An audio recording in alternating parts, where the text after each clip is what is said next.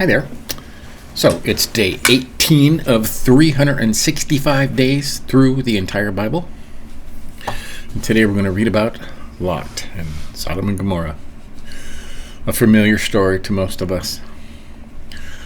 Let's jump over there and we'll get into it. God rescues Lot. The two angels came to Sodom in the evening, and Lot was sitting in the gate of Sodom. When Lot saw them, he rose to meet them and bowed himself with his face to the earth and said, "My lords, please turn aside to your servant's house and spend the night and wash your feet. Then you may rise up early and go on your way." They said, "No, we will spend the night in the town square."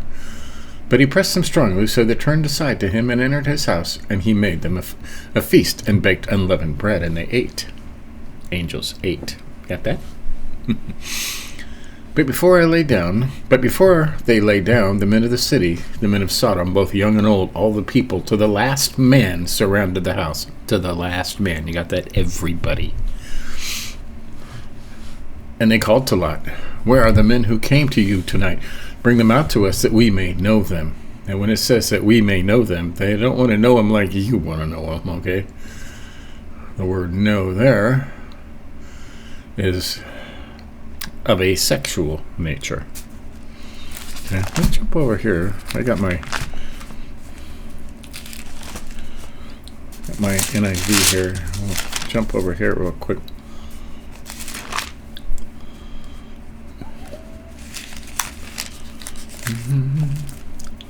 Okay, we are on 19, I believe. Yes. That we may know them. Okay, that's 19, verse 5.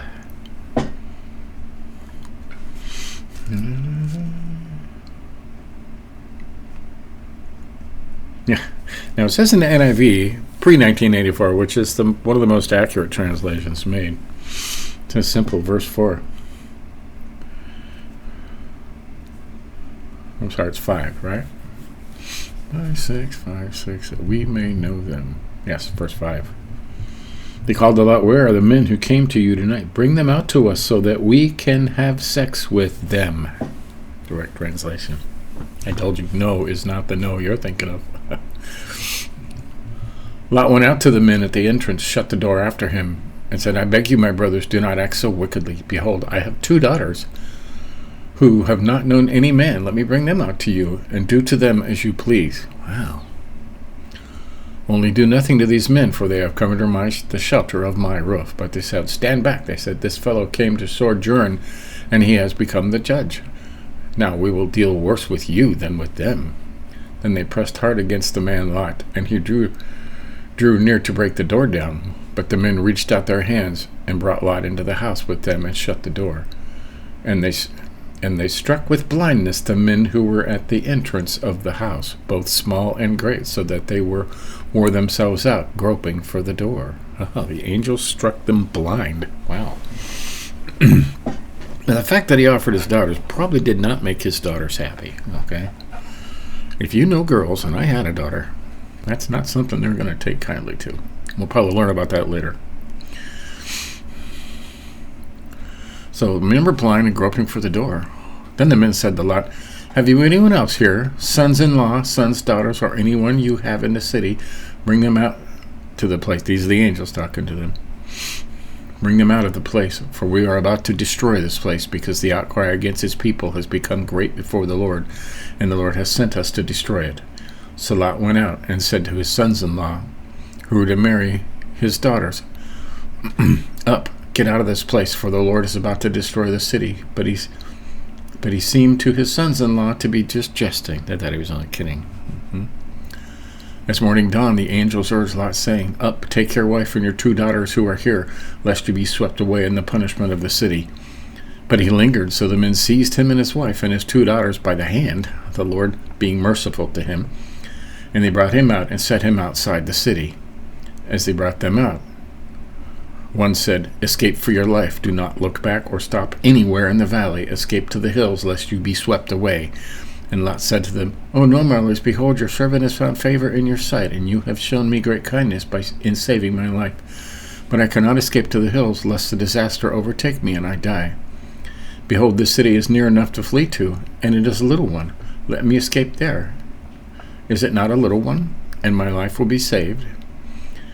And he said to him, Behold, I grant you this favor also, that I will not overthrow the city of which you have spoken. Escape there quickly, for I can do nothing till you arrive there. Therefore, the name of the city was called Zoar, or little. Zoar means little. Well, that's 22, and what does that say here?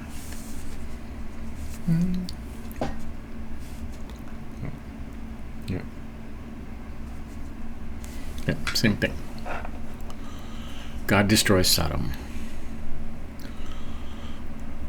The sun had risen on the earth, and when Lot came to Zoar, then the Lord rained on Sodom and Gomorrah sulfur and fire from the Lord out of heaven.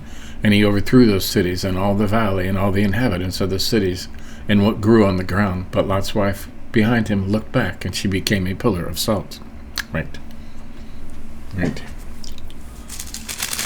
She loved her city. What's it saying here? By the time Lot reached Zoar, the sun had risen over the land, and the Lord rained down burning sulfur and fire. The sea overthrew the cities. Yeah. Just says Lot's wife looked back and became a pillar of salt. And Abraham went early in the morning to the place where he had stood before the Lord. Now this is Abraham. And he looked down toward Sodom and Gomorrah, toward all the land of the valley, and he looked, and behold, the smoke of the land went up like the smoke of a furnace. So it was that when God destroyed the cities of the valley, God remembered Abraham and sent Lot out in the midst of the overthrow, when he overthrew the cities in which Lot had lived. He promised Abraham he would save Lot. Okay. Now, Lot and his daughters. Now Lot went up out of Zoar and lived in the hills with his 2 daughters, for he was afraid to live in Zoar. So he lived in a cave with his 2 daughters. And the firstborn said to the younger, Our father is old, and there is not a man on earth to come in to us after the manner of all the earth. Come, let us make our father drink wine, and we will lie with him, that we may preserve offspring from our father. So they made their father drink wine that night, and the firstborn went in and lay with him. He did not know when she lay down or when she arose. The next day the firstborn said to the younger, Behold, I lay last night with my father. Let us make him drink wine tonight also, that you can go in and lay with him, that we may preserve offspring from our father. So they made their father drink wine that night also. And the younger arose and lay with him, and he did not know when she lay down or when she arose. He had no idea what happened. Thus both the daughters of Lot became pregnant by their father. The firstborn bore a son, called his name Moab. He is the father of the Moabites to this day. The younger daughter also bore a son, and she called his name Ben-Ami. He is the father of Ammonites to this day.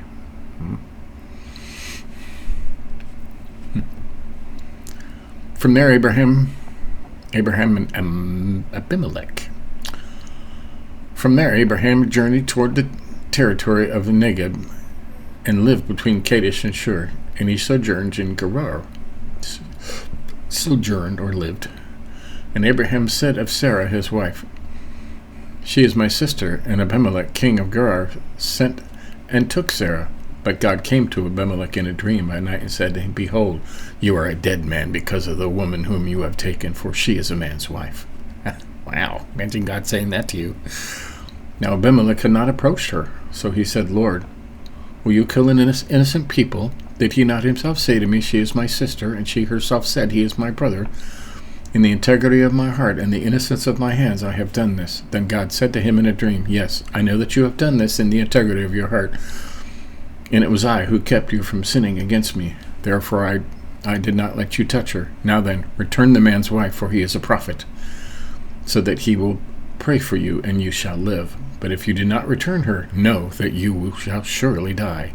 You and all who are yours. Wow, you and your whole family. That's a threat you don't want to take lightly. So Abimelech rose early in the morning and called all his servants and told them all these things. And the men were very much afraid. Then Abimelech called Abraham and said to him, What have you done to us? And how have I sinned against you, that you have brought on me and my kingdom a great sin? You have done to me things that ought not to be done. And Abimelech said to Abraham, What did you see that you did this thing? Abraham said, I did it because I thought, there is no fear of God in all of this place, and they will kill me because of my wife. Besides, she is indeed my sister, the daughter of my father, though not the daughter of my mother, and she became my wife. So it was his sister, stepsister. And when God caused me to wander from my father's house, I said to her, this is the kindness you must do to me at every place to which we come. Say of me, he is my brother. Then Abimelech took sheep and oxen and male servants and female servants and gave them to Abraham and returned Sarah his wife to him. And Abimelech said, behold, my land is before you. Dwell where it pleases you. To Sarah he said, behold, I have given your brother 1,000 pieces of silver. It is a sign for your innocence in the eyes of all who are with you, and before every one you are vindicated. Then Abraham prayed to God, and God healed Abimelech and also healed his wife and female slaves so that they bore children. For the Lord had closed all the wombs of the house of Abimelech because of Sarah, Abraham's wife. The birth of Isaac. Here we go. We've been waiting for this. The Lord visited Sarah, and he said that, and as he had said, and the Lord did to Sarah as he had promised, and Sarah conceived and bore Abraham a son in his old age, at the time of which God had spoken to him. Abraham called the name of his son who was born to him, whom Sarah bore him, Isaac, which means he laughs. I always love that. Isaac means laughter. And they called him Laughter because he came so late in life. All you could do was laugh. Michael Card did a very cool song on that. They called him Laughter. And Abraham circumcised his son Isaac when he was 8 days old, and as God had commanded him. Abraham was 100 years old when his son Isaac was born to him. And Sarah said, God has made laughter for me. Everyone who hears will laugh over me. And she said, who would have said to Abraham that Sarah would nurse children? Yet I have borne him a son in his old age. Yes, God has made laughter. Don't you love that? God protects Hagar and Ishmael. And the children grew and was weaned, and Abraham made a great feast on the day that Isaac was weaned. But Sarah saw the son of Hagar the Egyptian, whom she had borne to Abraham, laughing. So she said to Abraham, cast out this slave woman with her son, for the son of this slave woman shall not be heir with my son Isaac. And the thing was very displeasing to Abraham on account of his son. But God said to Abraham, be not displeased because of the boy and because of your slave woman. Whatever Sarah says to you, do as she tells you. For through Isaac shall your offspring be named, and I will make him a nation of the son of the slave woman also, because he is your offspring. Okay? So Abraham rose early in the morning and took bread and a skin of water and gave it to Hagar, putting it on her shoulder along with the child, and sent her away. And she departed and wandered in the wilderness of Beersheba. When the water in the skin was gone, she put the child under one of the bushes. She went and sat down opposite him a good way off, about the distance of a bow shot. That's a long way. It's probably 100 yards. Or she said, let me not look on the death of the child. And she was afraid he was going to die. And as she sat opposite him, she lifted up her voice and wept. And God heard the voice of the boy. And the angel of God called to Hagar from heaven and said to her, what troubles you, Hagar? Fear not, for God has heard the voice of the boy where he is. Up, lift up the boy, and hold him fast in your hand, for I will make him into a great nation. Then God opened her eyes, and she saw a well of water as she went and filled the skin with water and gave the boy a drink. And God was with the boy, and he grew up, and he lived in the wilderness and became an expert with the bow. He lived in the wilderness of Paran, and his mother took a wife for him from the land of Egypt. Right. A treaty with Abimelech. At that time Abimelech and Phicol, the commander of his army, said to Abraham, God is with you in all that you do. Now therefore swear to me here by God that you will not deal falsely with me or with my descendants, or with my posterity. But as I have dealt kindly with you, so you will deal with me, with the land where you have sojourned. And Abram said, I will swear. Treaty with Abimelech, right? When Abraham reproved Abimelech about the well of water that Abimelech's servant had seized, Abimelech said, I did not know who has done this thing. You did not tell me, and I have not heard of it until today. So Abraham took sheep and oxen and gave them to Abimelech, and the two men made a covenant. Abram set 7 ewe lambs of the flock apart. And Abimelech said to Abraham, "What is the meaning of these 7 ewe lambs that you have set them apart?" He said, "These 7 ewe lambs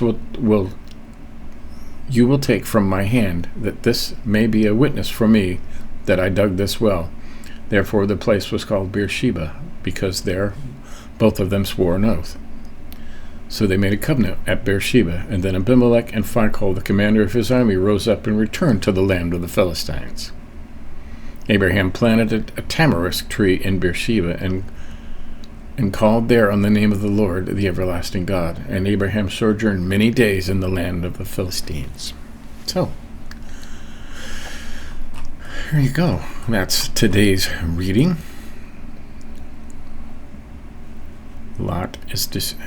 Sodom and Gomorrah is gone, and Lot is safe. And now, tomorrow we'll get into the sacrifice of Isaac, which is a great story too. So, but there you have it. That's today's day 18 of 365, and we're going to do this all year. And then we can say we have read the entire Bible from cover to cover in 1 year. That'll be great. So, remember, stay humble. Catch up on any of the ones you may have missed. Give us a like if you think about it. Until later. See ya.